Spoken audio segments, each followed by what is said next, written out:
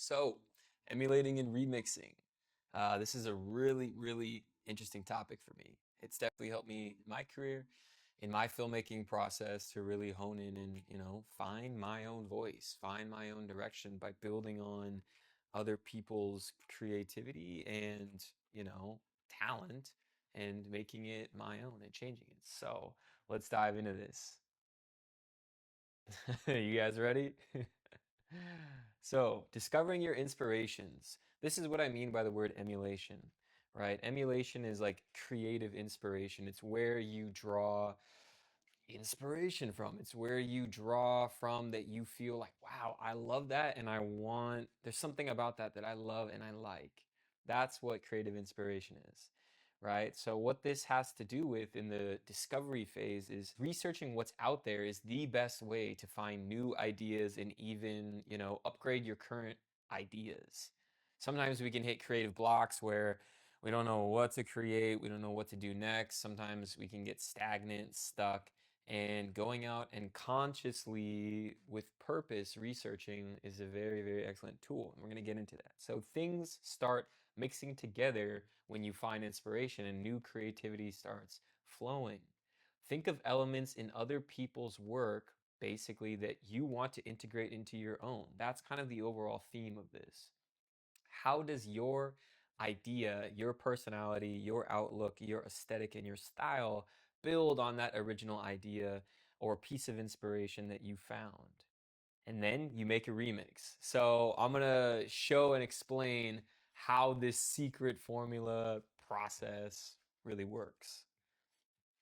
So, all great artists take inspiration from other people. Basically, your favorite filmmakers have their favorite filmmakers, and your favorite musicians and songs that you like have their favorite musicians that they pulled inspiration from, and the songs that they made, they pulled inspiration from other songs, right?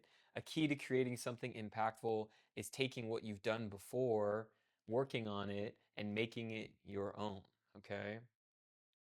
What you've done before or what others have done before. That's the basis. So infusing it with your own unique perspective and talents is the key here. This is where great art is made, building on top of the past and creating something new and inspiring. So creating new ideas, which will then be emulated again in the future, which is kind of a cool another inception thing that if you draw inspiration from someone in the past, you create something, your art, your film will be then inspiring someone else in the future. They're going to remix and emulate, whether they're conscious of doing that or not. Someone else is going to pick up on that and they're going to be inspired, and it's going to keep going and going and going. And so I think a lot of this is that making it aware, whether you realize it or not today, you've always been drawing inspiration from outside sources, from other places. It's kind of like when you grow up with your parents, their personality kind of rubs off on you, but you don't really realize it, until you get older and you have a little bit more hindsight and you look back and say, yeah, I guess I was drawing inspiration from them unconsciously. So we're making that a conscious process so that you can be more creative and bring that into your films and videos. So let's go. Here's how it works. Here is the creativity formula. Okay, one plus one. Anyone want to answer what that equals? Yeah? All right, let's see. One plus one equals three. Let's find out why. Here's the creativity formula explained. Okay. Right here, we have one original piece of art, right? The Mona Lisa. Here we have one new creative idea or a piece of inspiration or a twist, some type of creativity that came from an artist. And here we have a third brand new creation, right? Where we're taking one concept, one new idea, and we're adding that together and creating a third thing that's completely brand new. It's completely a new remix. So this is what you can be doing with your films and videos. So the idea is that we're creating something new, okay? This is your creativity, making something that's greater than the sum of its parts. Logically, 1 plus 1 equals 2. This is the sum of the parts used, right? The sum is 2, the parts used is 1 and 1. Simple. But the creativity is creating something brand new. It's a new value of the parts that have been used. Different ideas, feelings, and contemplation is created. Just like in this artwork right here. This is a Salvador Dali painting where before is melting clocks, and that made sense for the time. Someone came up with the idea to put internet browsers that are melting, that's much more modern and much more up with the times that we're living in today. This is a remixed idea. That's a twist on something old, but like something entirely new. Pretty cool. And here's one last example I'll leave you with before we hop into the learning exercise. We actually learn how to use this process for our own projects. So we have here the American Gothic from 1930, pretty famous painting. Then we have Star Wars from 1980. And now we have a new creation made in 2020 that's completely blending this old and the new creator's idea together to create a third piece of artwork that's brand new. Of course, I'm not asking you to take Legos and mix it with the Mona Lisa, but this is a concept that you could be bringing with you as you're watching YouTube videos, as you're watching Instagram content. You're going to be keeping in mind what is out there that's inspiring you. Okay. So really, this is your creativity completely in action, right? This is where all great artwork comes from remixing. The original artist drew inspiration from somewhere and someone that drew inspiration from them, okay? Building on the past, creating new future ideas that will again be emulated. So you are creating art for the present moment, like I mentioned, but again, it's going to be inspiring possible future creators. So that's just a cool little bonus that you're affecting people's creations in the future. I'm not sure if you ever thought about it that way, right? So the videos, thoughts, and ideas that you put out affect the ideas of others. It's a little bit inception-y, right? So that's the end of this lecture, explaining this creative formula that you can take with you for all of your future projects.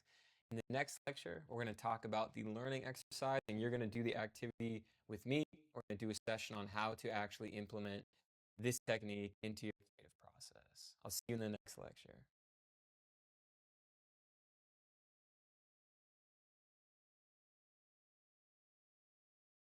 Cool. So now that we understand the emulating and remixing creative formula, um, it's time to actually put this into practice. So let's see what we've got here. Here's a brief overview of what this session is going to look like. First, we're going to list 3 creatives that you look up to. Then we're going to list specifically what we like about their work. And then we're going to see how we can integrate those elements into our personal work, and then who we might influence in the future. And the reason we want to keep that in mind is because we want to know who our potential audience is, right? If our stuff is comedy, that's a specific audience. If our stuff is travel, that's a specific audience. So we want to have an idea of the other kind of creators and people we might be influencing in the future. Now I'm going to hop over to my PDF and start filling it out with you guys. Go ahead and download the PDF resource in that tab. Uh, this way or this way, I'm not sure. Or you can do it in the assignment, as you know. So I'm going to pull up this PDF now. Alrighty, so perfect. We have effectively started to create, and we're on step 3, emulation and remixing. So to list the 3 to 5 other creatives that we look up to, I'm gonna type in, for me personally, Peter McKinnon. Not sure how to spell his last name. Matt Diavella, don't know how to spell his last name either. And I'm gonna put a production company for this one because I don't know the names of their specific creators and directors, but all the content that this company called Sherpas Cinema puts out is ridiculous. It has inspired me so much. They do like skiing films, and it's just the cinematography, the editing is amazing. So I'm gonna put those 3. You guys can fill out the creatives that you look up to. And if none come to mind right off the bat, I mean, feel free to go through your Facebook or YouTube or Instagram favorite videos, likes, the history that you've gone through. You know, it could be directors, it could be producers, it could be George Lucas, or it could be an actor, it could be any kind of creative, right? So, for the next step, what is it about their work that you enjoy? Try to be as specific as possible here, right? Is it the production? Is it the planning? Is it the costuming? Is it their personality, right? Is it what they say? Is it the topic that they speak on? You really want to get clear on this. So for me personally, um, for Peter and Matt, I absolutely love their personality because they come off as authentic and very likable.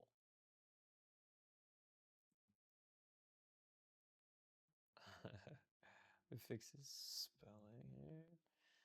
And while at the same time, they offer so much value in their videos, right? I also, for Sherpas Cinema, they're clean and cinematic. Production quality is exactly the kind of shots I like creating. Each of these creators' videos always feels complete and that a story has fully been told. Okay, you can go a lot deeper and really specific. You can bullet point out the specifics that you want.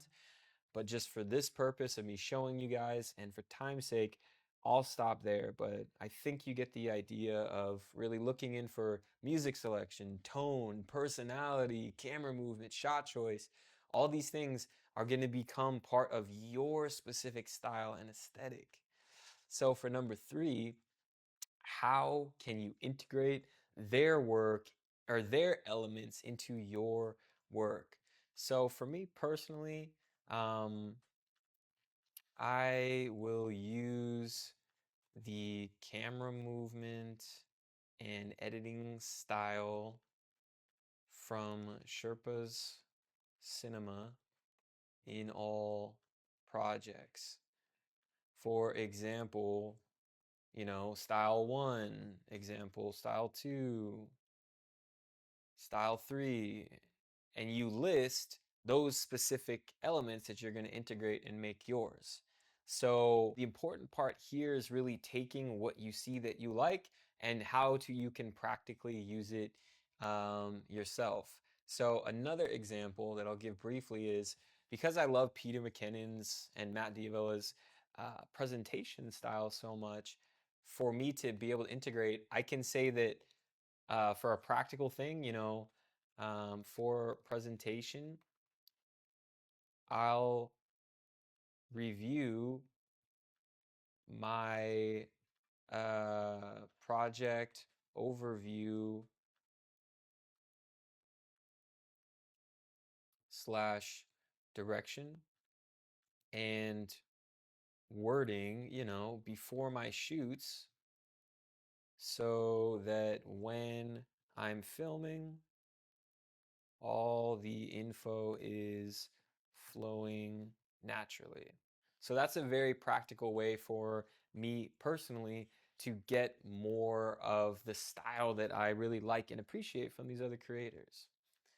For number four, how is your idea building on their original ones? For me, since I'm working on building a series where I'm only shooting with my iPhone as a personal challenge and then challenging myself to do these other like life-oriented challenges, I'm going to take the cinematography from Sherpa Cinema. I'll type this for you. I'll take the cinematography from Sherpa's Cinema and presentation style from Peter and Matt and put those into my new series. And you can go, of course, a lot deeper into this of how you're going to put that into your series or video, what that looks like to you, what that feels like to you, what that feels like to your audience. This is really to just get you really started and feeling comfortable with coming out of the gate with a great project, right? That's also going to get better with time. So for number 5, who might we influence in the future with your remix? It's a great question. I see other film creators getting influenced to use similar production styles and also challenge themselves on a personal development level to grow as a person, not just a filmmaker. And so with this, new style of research, I guess you could say for yourself, it's really great to think of your next project as a remix, as a song, right? Just how a normal remix works with musicians and music producers. They take a track that's already released, that's already been seen by the public, and they simply take it in and rearrange it, add things in, take things out, put things where other things weren't before, and making it a brand new creation that's a new, fresh take on something that works before. So the idea of that is that we're building our own creative projects on things that have worked in the past, which and boosts us, gives us a solid foundation with all of these different techniques and exercises plugged in. But the remixing is kind of the final cool stamp that really sets your projects, your videos, really up for success so that you're not just starting from scratch and having to learn from the bare bones with nothing, but simply building on top of other people's success. So, in the next lecture, we're going to be doing actually another bonus learning exercise. So, this one I really felt like I wanted to add in for you guys towards the end of this course as we're starting to wrap things up, because I don't just want to give you the skills and tools. I actually want you to be able to make progress and continue tracking your progress beyond this course, not just evolving during the course and then after falling back to normal or, forgetting the information, but really giving you something that's extra that I wanted to add that you guys can keep track of, how much you're evolving. So let's check it out in the next lecture. I'll see you there.